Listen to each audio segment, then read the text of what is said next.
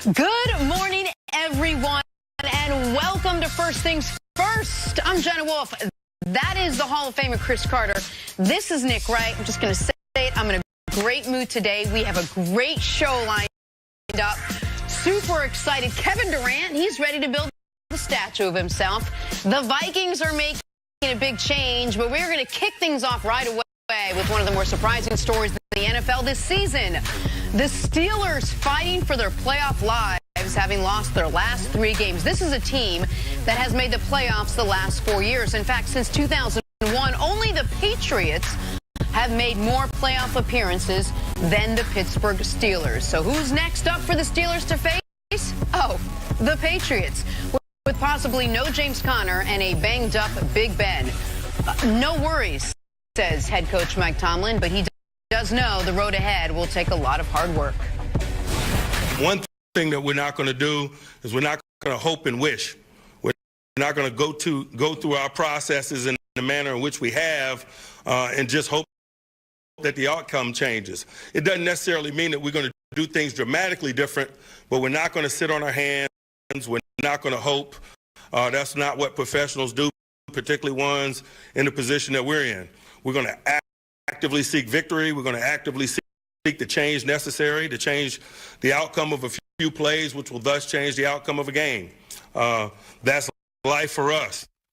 So you see, Mike Tomlin sounds a little frustrated, a little angry, a little wanting to get back on the field pretty quickly. What changes do you think this team needs to make if they are going to get back on track? Well, they just haven't had any type of consistency. And in the NFL, it's always hard to win. It's hard to do it over a long period of time. Let's just go to the 2 weeks before last year's Super Bowl. The final 4 teams were Minnesota Vikings, Philadelphia Eagles, Jacksonville Jaguars, and the New England Patriots, right? Let's look at those teams collectively. Outside of New England, which they've been their consistent self, they're 9-4. All right, let's look at the other one, the world champs. Tremendous NFC championship game against the Vikings. Tremendous Super Bowl. They're 6-7. Jacksonville Jaguars got conservative before halftime. Had New England on the ropes. Had them scared. Had them nervous. Really played a good game. Oh, they're a stellar right now. 4-9. All right, those Vikings. 6-1. We talk about them a lot. We saw them in prime time against Seattle. So it's hard to win in this league. It's hard to win year after year. And I just took those 4 teams as an example because you would think, man, Minnesota, they went out and got Kirk Cousins. Oh, they're just going to build on 13-win seasons. Philadelphia won the Super Bowl with their backup. Now, the backup's a backup, and now they got their franchise quarterback back in there. And Jacksonville ran it all back. They brought everybody back. Oh, and added another offensive lineman so they can play more powerful football. Combined 16, 22, and 1. Yeah, that's not the way it is. Because teams will adjust to you. You can't expect your whole roster to have that same career type of year. And anytime when you go into the season and you franchise a player, he doesn't play, so you know you have less talent. He decides, okay, I'm going to sit out. Oh, okay, then halfway along the way, oh, I'm not going to play at all. So they didn't even have time to be able to make that adjustment because they thought at the minimum he would be there for at least half of the season or a quarter of the season. So now James Conner's hurt. So I'm not going to overreact, but you take out 2 of their running backs in this franchise, that will alter your season. If James Conner was healthy and they were struggling like this, then I would be a little more alarmed. I didn't think Pittsburgh just had that much more talent than everyone else, but they've been inconsistent. Ben gets nicked. If they win this game last week, if Ben don't get knocked out, they beat Oakland. Are we in an uproar? No, they got the showdown against the...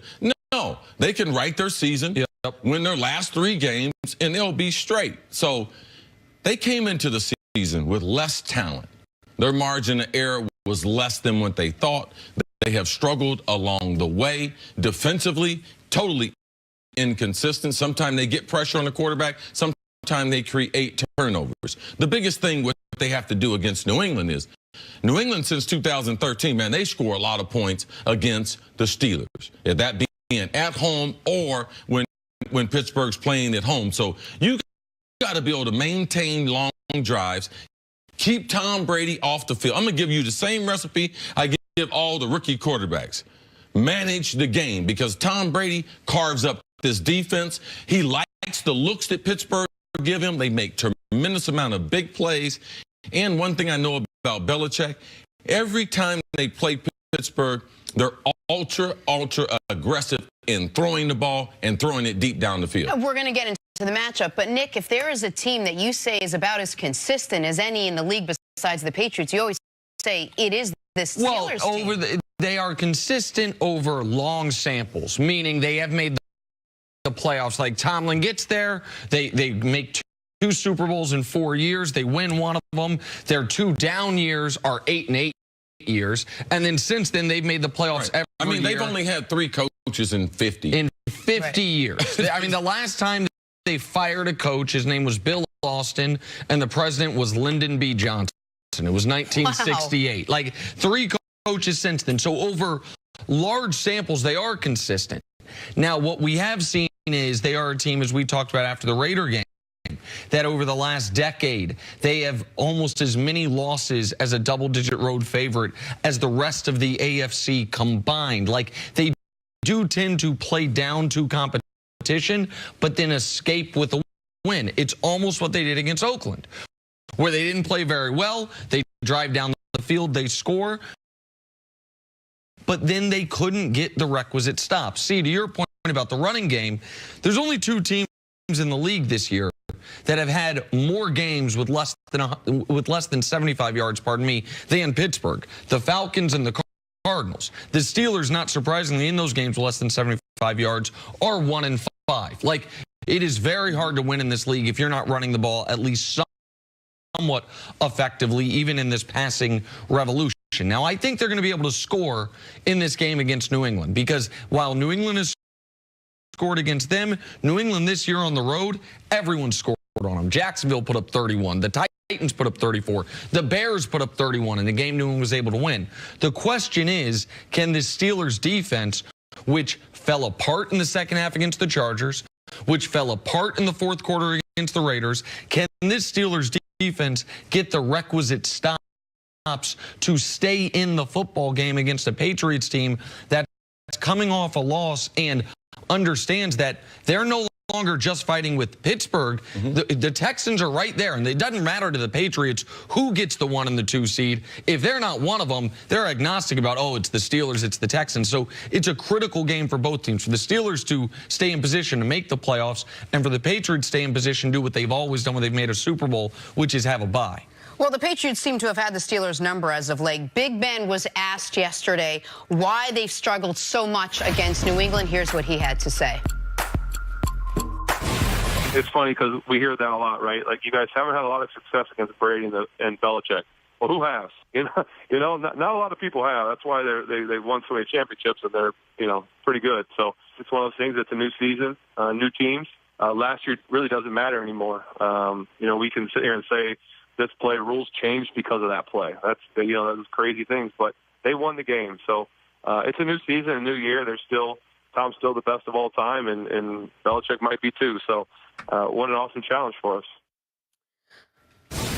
All right, so we touched on it. Let's dive in a little bit deeper. What is the key to the Steelers beating this Patriots team? Well, at the most basic level, something they haven't been able to do in the last month of football, including their win against Jacksonville before this 3-game slide, which is play anything close to a complete game. In the game against Denver, the turnovers in the red zone ruined them. They were bad on offense in that game, scoring 17 points. Against the Chargers, we talked about it. The defense collapsed in the second half, while after the offense played great in the first half.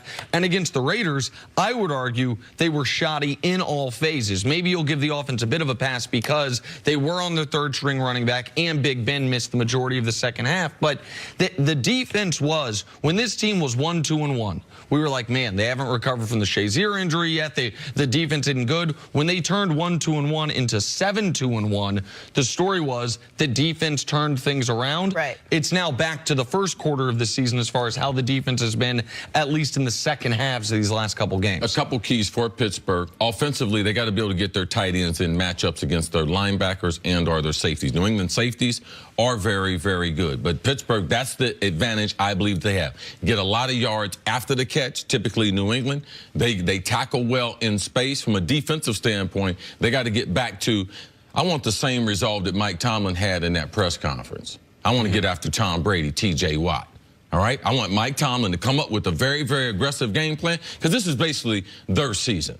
I expect them to bounce back at home. Last home game, all right, they had a lead that they had never relinquished that lead of that margin in the history of the football team. So I expect Pittsburgh, coach in the press conference, typically the Pittsburgh Steelers, and this one of the great home field advantages now. I expect that crowd to be able to help that team out to try to get through this little slump that they're in now. You mentioned the press conference.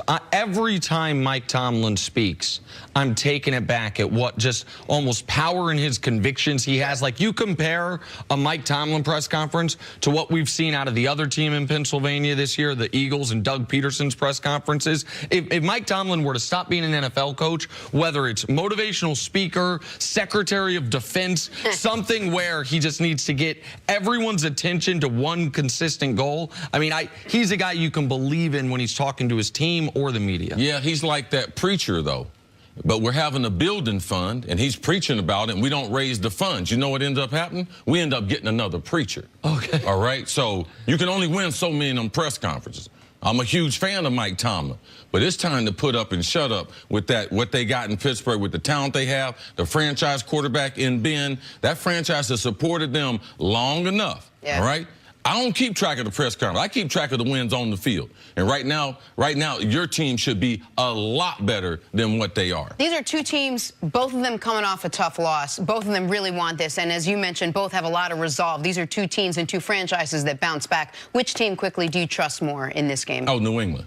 New England going to give it to them. Yeah, I mean, New England, even though they've struggled on the road this year, New England has had Pittsburgh's number. And this, I don't think either one, you might say the Steelers are already eliminated, but I don't think either team can get to the Super Bowl without winning this football game.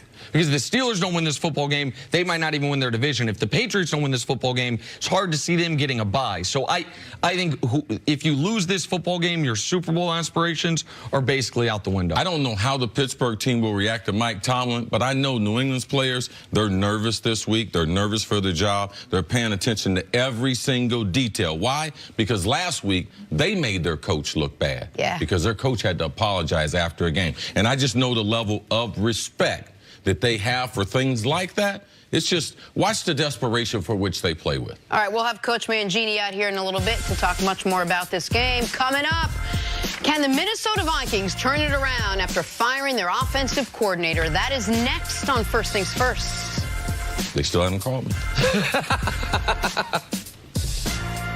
Now that would be fun. Remember last year?